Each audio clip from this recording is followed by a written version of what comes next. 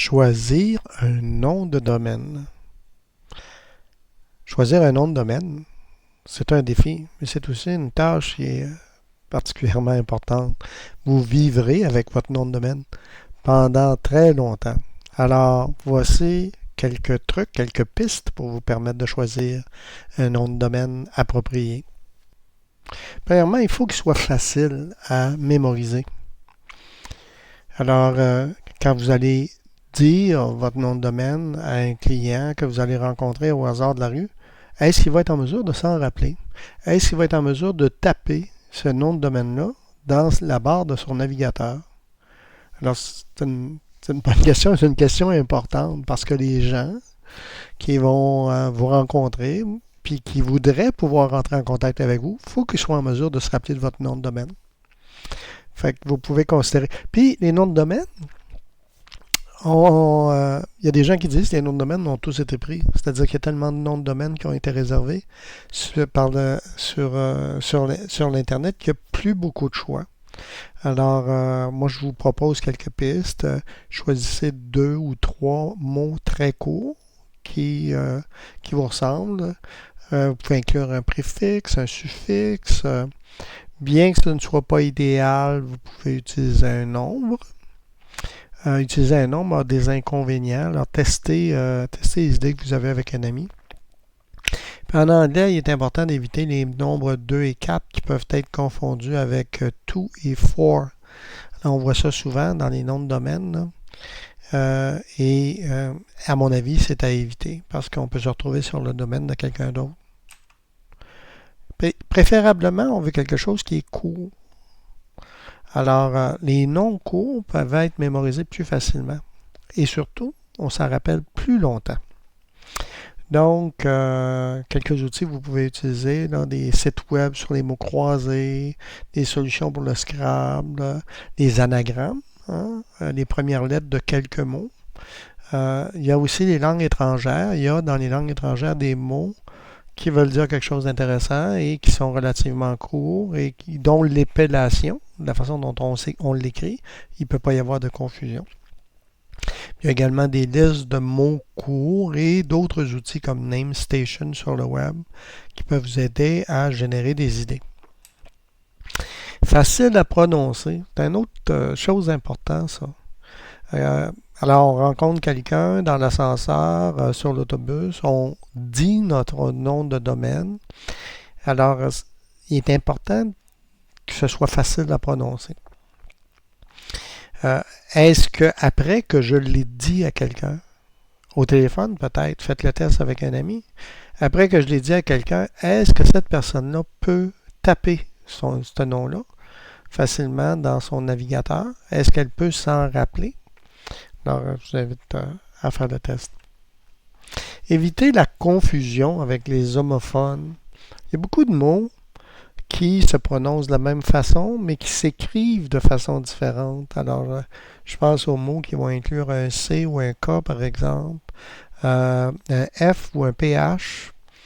Alors, il est possible d'écrire photo, F-O-T-O, mais vous allez attirer probablement des Italiens.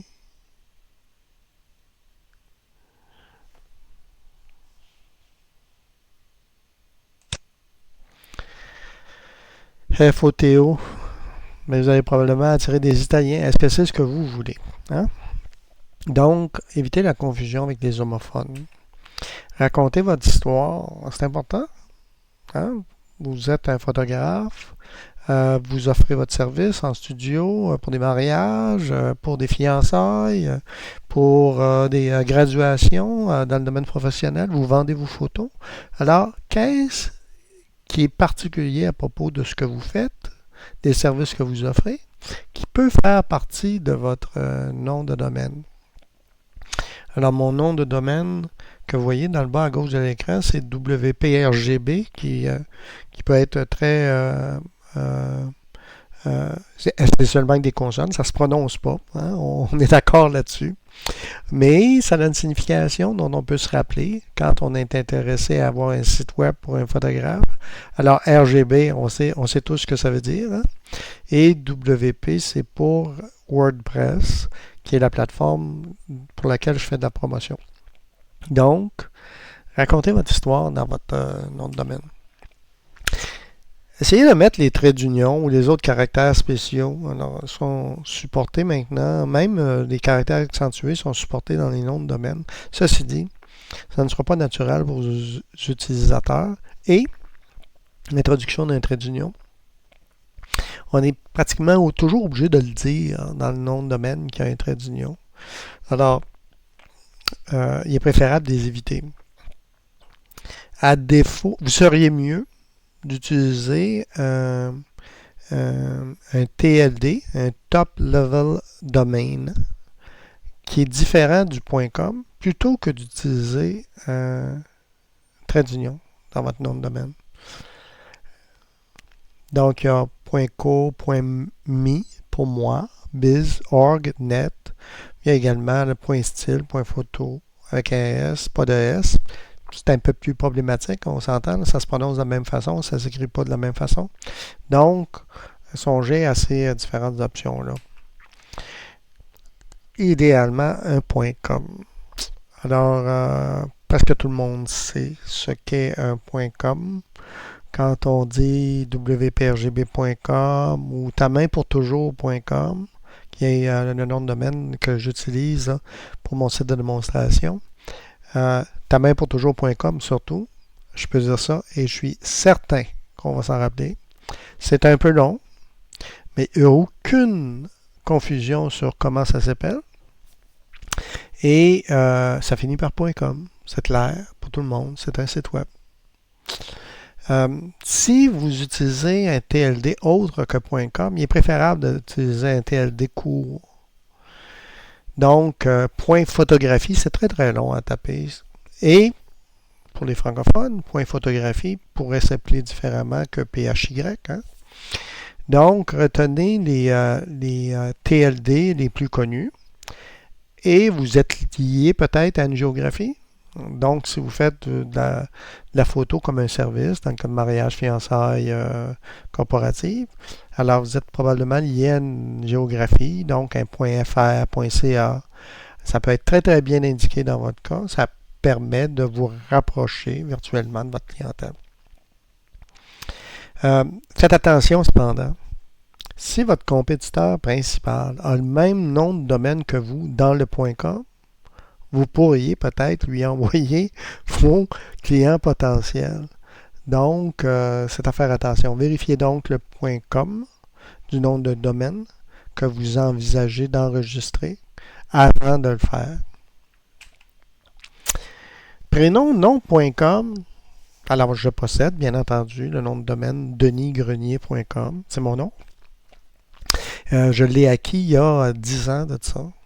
Alors, si celui-ci est disponible, je vous dis tout de suite, là, vérifiez et enregistrez-le tout de suite. S'il est disponible, il ne le sera pas pour longtemps. Et vous ne pourrez jamais le récupérer si quelqu'un récupère ce nom de domaine-là dans le futur. Peu importe ce que vous ferez dans le futur, ça peut être intéressant de l'avoir, prénom, nom.com. Maintenant, dans le domaine de la photographie, souvent, le service qu'on offre est très, très personnel. Prénom, nom.com ou prénom, nom, photographe.com pour être bien indiqué. Les gens qui vous connaissent, à tout le moins, vont se rappeler de votre prénom, de votre nom. Donc, ça peut être indiqué. Cependant, pensez bien à ceci, c'est que si un jour vous voulez vendre votre commerce, il est beaucoup plus difficile de vendre, pour moi, tout le moins, de vendre denisgrenier.com que de vendre tamainpourtoujours.com. On s'entend, hein? Donc, la nature de business que vous allez bâtir, que vous allez créer, est-ce que c'est une business que vous allez grandir au point que vous pourriez envisager de la vendre dans le futur? Un des défis qui se pose à certains d'entre nous, c'est de vouloir adresser plusieurs langues, le français, l'anglais, ça peut être le français, l'italien, le français, l'espagnol, tout dépendant là, de votre domaine. Et d'avoir un nom qui se dit ou qui se remémore bien dans deux langues, dans ce cas-là, c'est particulièrement, ça a beaucoup de valeur. Fait qu'il y a beaucoup de ressources qui sont liées aux mots euh, sur lesquels vous pourriez faire des recherches. On peut chercher pour des homographes, des cognates. Alors, cognate et faux amis, c'est à peu près la même chose. Ce sont des mots qui s'écrivent exactement de la même façon dans deux langues distinctes et qui peuvent vouloir dire la même chose. Alors, photo, c'est un bon exemple pour le français et l'anglais. Là. Ça s'écrit, ça s'appelle de la même façon, P-H-O-T-O. Et il y en a plusieurs autres comme ça. Et il y en a beaucoup qui sont courts également. Donc, ça vaut la peine de fouiller, de chercher. Ça va vous demander plus de temps. Mais un nom de domaine, c'est un peu comme un compte de banque. Chaque fois que vous allez faire des efforts pour le promouvoir, la valeur de votre nom de domaine va augmenter. Et si vous avez un nom de domaine qui est facile à se remémorer, eh bien, c'est comme si le taux d'intérêt était beaucoup plus élevé. Alors, la valeur de votre nom de domaine va augmenter plus rapidement parce que les gens vont s'en rappeler. Les gens vont dire à leurs amis, va donc visiter tamaimpurtoujours.com. T'envisages des fiançailles parce qu'on va s'en rappeler. C'est tout. Dans notre prochaine capsule, on va voir comment on peut passer à l'action. Alors, une fois qu'on a choisi notre nom de domaine, comment on peut l'acquérir, l'acheter, l'enregistrer. C'est un frais annuel que vous aurez à payer. Je vous invite donc à me suivre dans la prochaine capsule. Merci.